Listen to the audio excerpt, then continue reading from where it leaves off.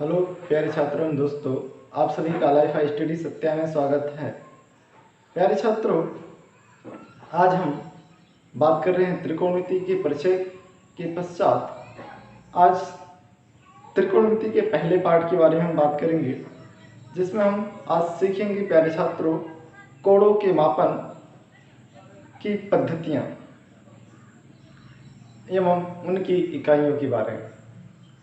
तो कोणों के मापन की पद्धतियां क्या हैं और उनकी इकाइयां क्या होती हैं उन पद्धतियों में, इसके बारे में आज हम सीखेंगे प्यारे छात्रों। तो आइए प्यारे छात्रों, बिना देरी किए हुए स्टार्ट करते हैं कोणों के मापन की पद्धतियां एवं इकाइयां। आइए प्यारे छात्रों, समझते हैं कोणों के माप की पद्धतियां एवं इकाइयों के बारे में। तो सबसे पहले हम बात करते हैं प्यारे छात्रों कोणों के माप के बारे में। किसके बारे में? कोणों के माप के बारे में। तो कोण की माप कैसे करते हैं, कोण की माप क्या होती है, ये बात करते हैं। बात करते हैं प्यारे छात्रों कोण की माप। कोण की माप मेजरमेंट ऑफ एंगल की बात करते हैं, कोणों के मापन की बात करते हैं। क्या होता है जब प्यारे छात्रों हम कोणों के माप की बात करते हैं, तो इसका मतलब हम क्या बात करते हैं? किसी भुजा को उसकी प्रारंभिक स्थिति से घुमा करके अंतिम स्थिति में जब हम ले जाते हैं, तो कितना हमने क्या किया, वो घुमाव किया, कितना उसको हमने घुमाया है, यही क्या कहलाता है? कोण की माप कहलाता है। तो बात करते हैं प्यारे छात्रों कोण के माप के बारे में। तो क्या कहते हैं? कोण की माप घुमाव की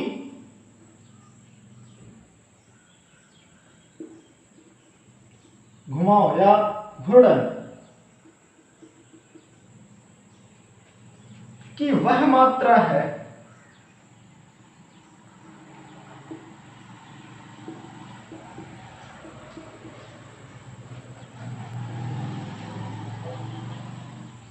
क्या प्यारे छात्रों? कोण की माप घुमाव या घूर्णन की वह मात्रा है जो उसकी भुजा को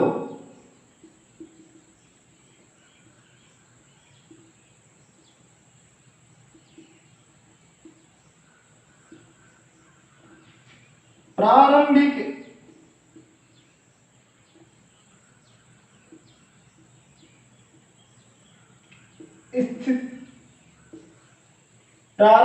स्थिति से अंतिम स्थिति तक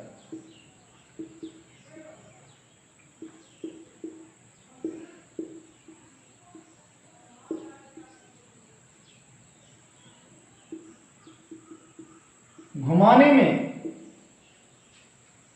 तय किया जाता है। क्या प्यारे छात्रों? घुमाने में तय किया जाता है या कह सकते हैं हम प्राप्त होता है।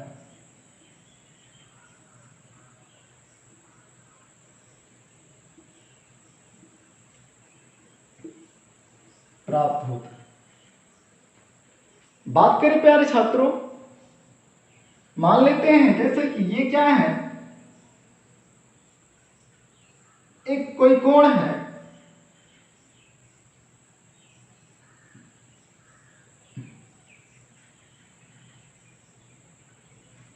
हमने देखा क्या, इसमें दो भुजाएं हैं, नामकरण करें ओ ए और दूसरा ओ बी। अब मान लेते हैं जो भी स्थिति में है ये, अभी मान लेते हैं ये थीटा कोण बन रहा है। अब हमने देखा ओबी की स्थिति ये है, इस ओबी की मान लेते हैं ये प्रारंभिक स्थिति है ओबी की। अब इस ओबी को हम क्या करते हैं और घुमाते हैं। तो अगर हमने क्या किया प्यारे छात्रों, इसको यहां से घुमाया और घुमा करके क्या किया,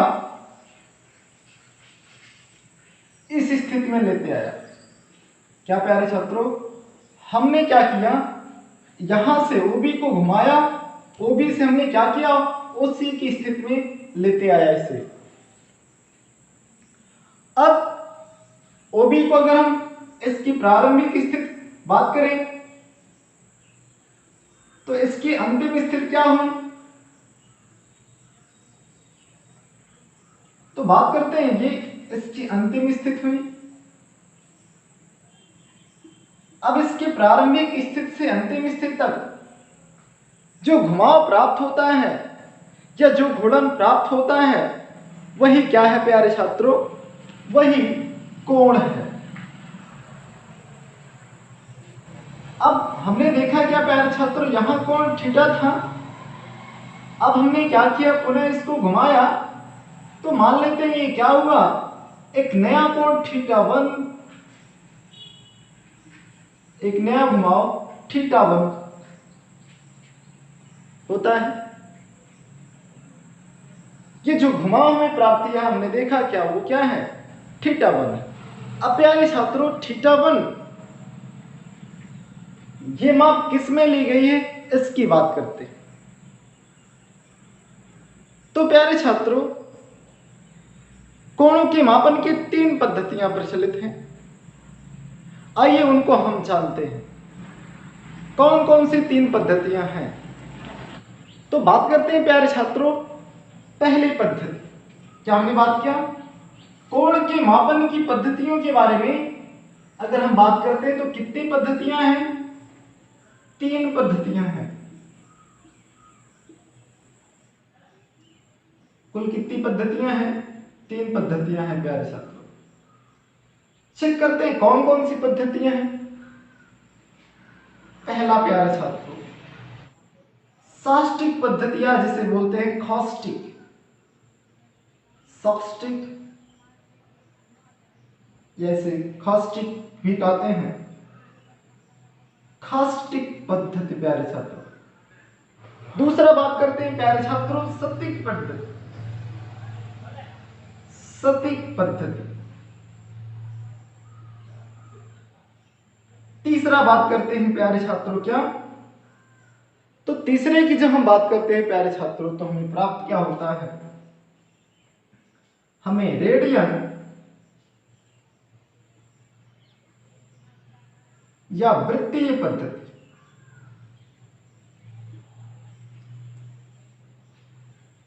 या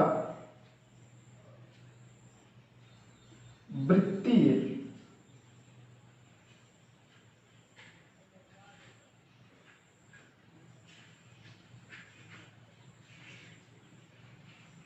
आइए प्यारे छात्र बात करते हैं।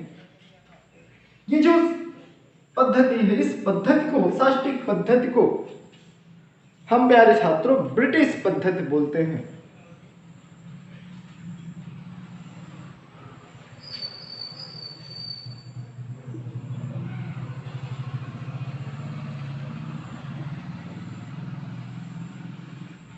कौन सी पद्धति प्यारे छात्रों, ब्रिटिश पद्धति। सतिक पद्धति को प्यारे छात्रों क्या बोलते हैं, इसको प्यारे छात्रों कौन सी पद्धति कहते हैं प्यारे छात्रों, फ्रांसीसी पद्धति।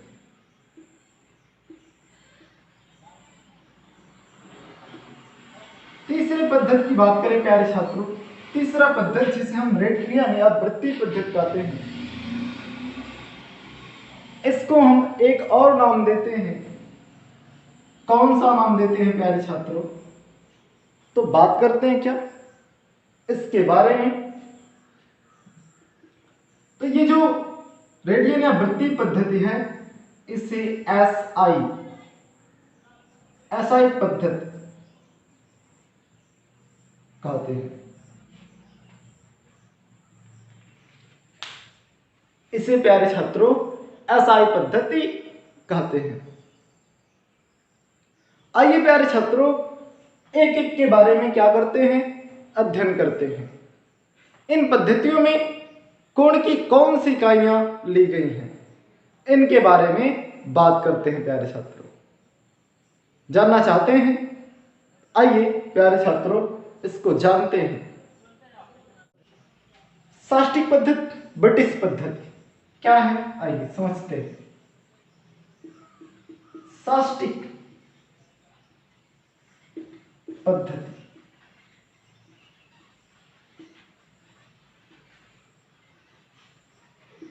देखिए क्या है, ये खटिक या साष्टिक पद्धति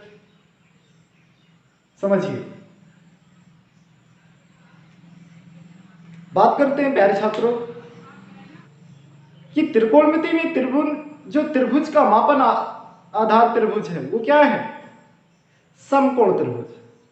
त्रिकोणमिति में त्रिभुज का मापन आधार त्रिभुज क्या है, समकोण त्रिभुज।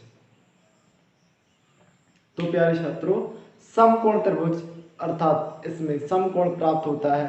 तो समकोण के आधार पर आइए बात करते हैं इसको लेकर। इस साष्टिक या खटिक पद्धति में एक समकोण 90 बराबर भागों में प्राप्त होता है।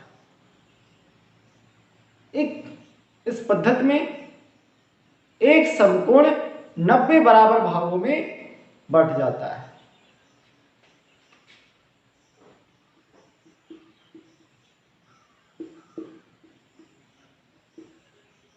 नब्बे बराबर भागों में बढ़ जाता है और यह प्रत्येक भाग क्या कहलाता है प्यारे छात्रों, एक अंश कहलाता है। क्या कहलाता है, एक अंश कहलाता है। प्रत्येक भाग कितना कहलाता है, एक एक अंश कहलाता है प्यारे छात्रों। इस प्रकार एक समकोण बराबर कितना अंश हो गया, एक समकोण बराबर प्यारे छात्रों 90 अंश हो गया। कितना, 90 अंश हो गया। अंग्रेजों की देन क्या पढ़ते हैं, एक समकोण बराबर 90 अंश। प्यारे छात्रों आइए आगे बात करते हैं। अब ये प्रत्येक अंश की हम बात करें प्यारे छात्रों, क्या होता है, प्रत्येक अंश बात करें प्यारे छात्रों 60 मिनट में बटा होता है।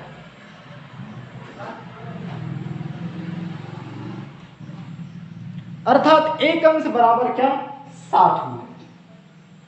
प्यारे छात्रों एक मिनट को हम ऐसे लिखते हैं, एक पर ऐसे टैस लगा देते हैं तो ये एक मिनट बताता है। इस प्रकार ये 60 पर हमने डैश लगाया है तो ये क्या हुआ, 60 मिनट। और फिर हम जानते हैं एक मिनट बराबर कितना होता है, 60 अंश, सॉरी, एक मिनट बराबर कितना होता है, 60 सेकंड। कितना होता है प्यारे छात्रों, 60 सेकंड। इस प्रकार हम लिख देते हैं यहाँ पे, इस तरह हम जानते हैं क्या, एक सेकंड को हम कैसे परिभाषित करते हैं, एक सेकंड को प्यारे छात्रों एक पर डबल डैश लगा करके प्रदर्शित करते हैं। तो एक समकोण बराबर 90 अंश, एक अंश बराबर 60 मिनट, एक मिनट बराबर 60 सेकंड। ये होता ब्रिटिश पद्धति में कोण का मापन। आइए प्यारे छात्रों अब दूसरी पद्धति फ्रांसीसी पद्धति को समझते हैं, जो फ्रांस के लोगों ने बनाया था उसके बारे में। आइए प्यारे छात्रों बात करते हैं दूसरी पद्धति, सटीक पद्धति की, जो फ्रांसीसी पद्धति है। इस फ्रांसीसी पद्धति में हम बात करते हैं, क्या बात करते हैं कि जो फ्रांसीसी पद्धति है, इस फ्रांसीसी पद्धति में एक समकोण 100 बराबर भागों में बटा होता था। 100 बराबर भागों में बटा होता था और ये प्रत्येक भाग क्या कहलाता था प्यारे छात्रों, यहां ये प्रत्येक भाग एक ग्रेड कहलाता था। प्रत्येक भाग क्या कहलाता था? एक ग्रेड। इस प्रकार फ्रांसीसियों ने क्या बनाया? एक समकोण में 100 ग्रेड बनाया। एक समकोण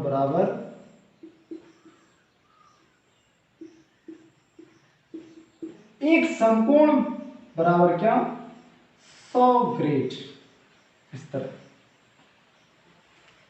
तो फ्रांसीसियों ने क्या बनाया? एक समकोण में 100 ग्रेड बनाया।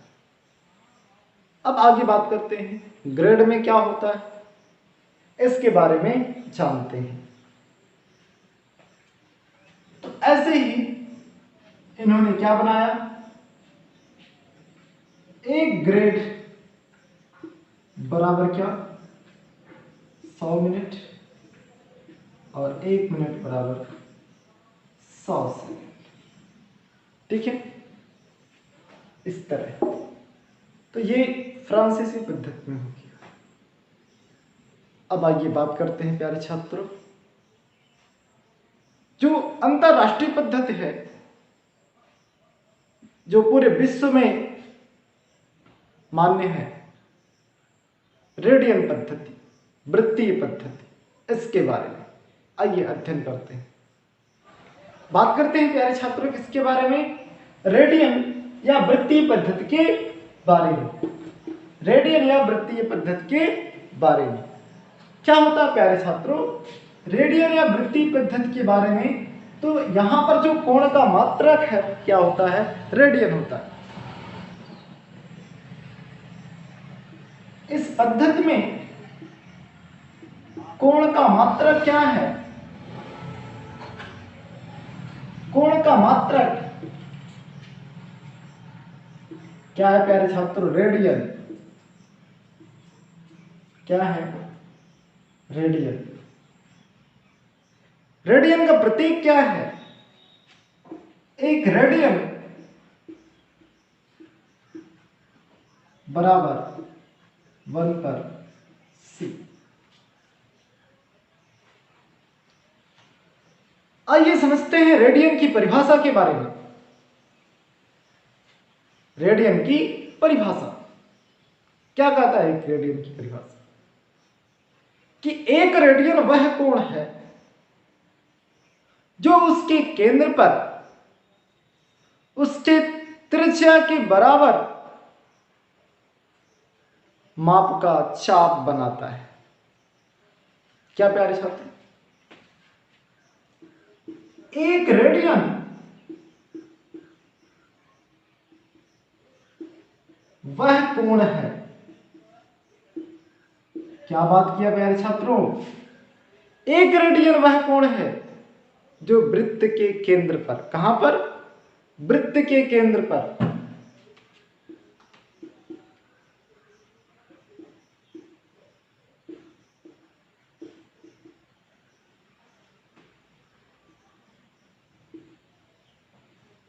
वृत्त की त्रिज्या के बराबर, वृत्त की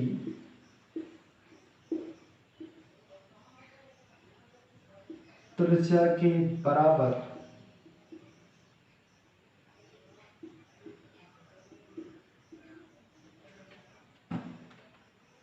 चाप का कोण बनाता है।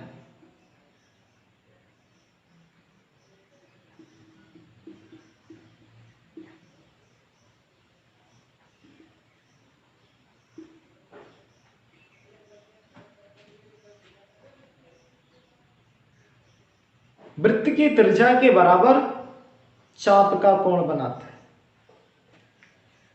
आइए प्यारे छात्रों इसको फिगर के माध्यम से अध्ययन करते हैं। देखते हैं क्या कहता है ये, समझे?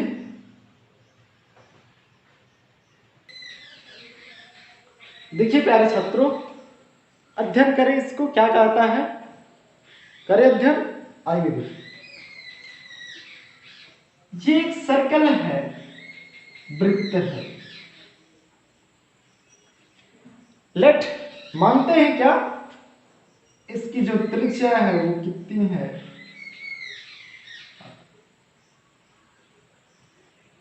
अगर इसके वृत्त के केंद्र पर, ये सर्कल का केंद्र है, सेंटर है, अगर सेंटर पर क्या होता है, इतना कोण बनता है,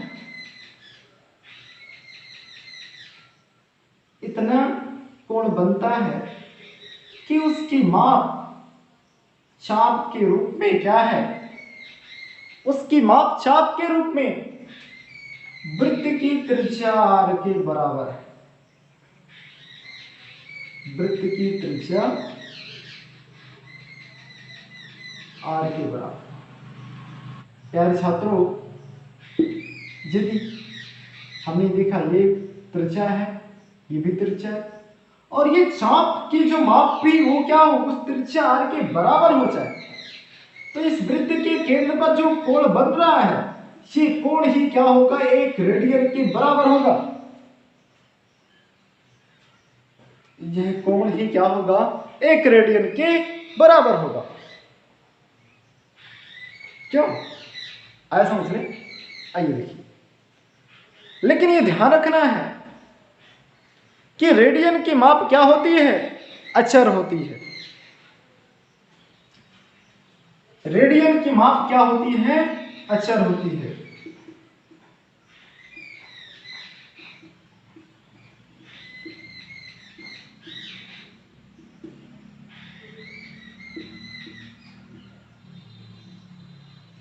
अर्थात ये रेडियन की जो माप है, रेडियन का जो मान है, वो वृत्त की त्रिज्या पर निर्भर नहीं करता।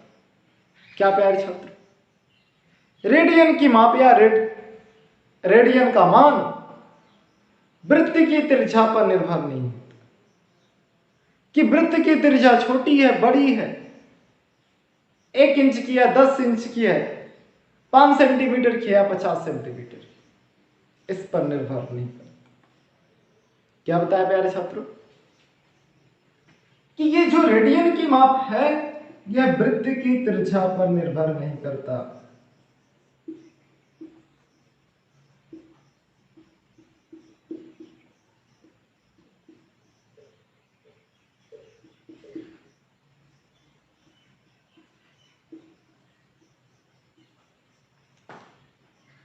ठीक है प्यारे छात्रों, आया समझ में? आइए आगे बढ़ते हैं। प्यारे छात्रों एवं दोस्तों, बात करते हैं क्या, किसके बारे में, रेडियन और पाई के साथ संबंध के बारे में। रेडियन और पाई में संबंध के बारे में, ठीक है, क्या संबंध है और क्या मान होता है, आइए देखते हैं, इसके बारे में समझते हैं। तो प्यारे छात्र, हम बात करें वृत्त के संबंध में, क्या कहते हैं कि जो वृत्त का व्यास होता है, वृत्त का व्यास समझते हैं ना, किसी वृत्त की परिधि और दूसरा उसके व्यास, किसी वृत्त की परिधि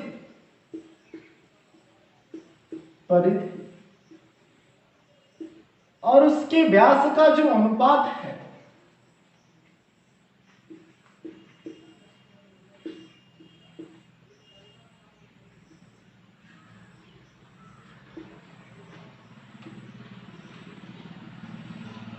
अनुपात अचर होता है।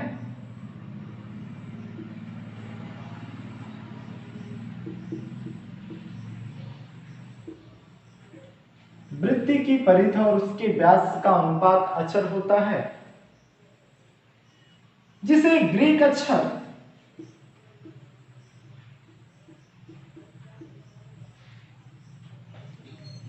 पाई से व्यक्त करते हैं।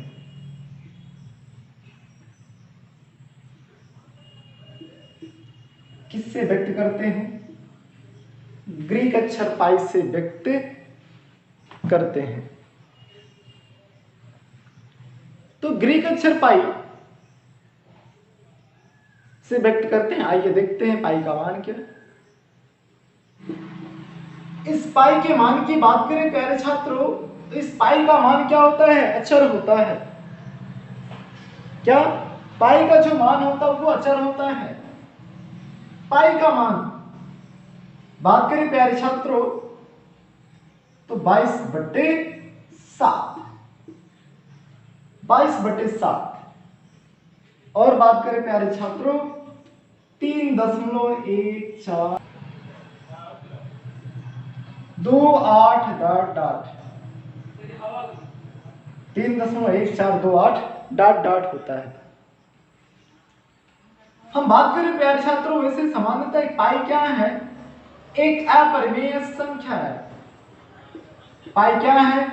एक अपरिमेय संख्या है।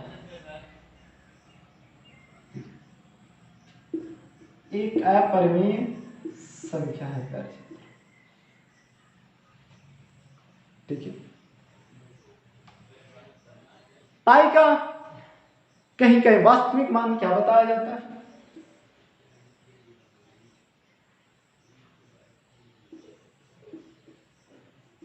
वास्तविक मान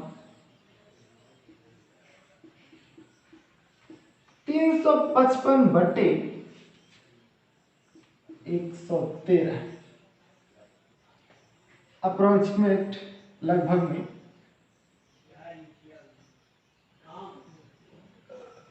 में 355/113 बताया जाता है, ठीक है। आइए बात करते हैं प्यारे छात्रों, वृत्त की परिधि के बारे में बात कर लेते हैं, वृत्त के व्यास के बारे में बात कर लेते हैं, फिर आगे की ओर चलते हैं। बात करें प्यारे छात्रों, समझते हैं क्या वृत्त की परिधि। तो वृत्त की परिधि की बात करें, क्या पढ़ते हैं? तो प्यारे छात्र पढ़ते हैं 2πr, जहां r क्या है?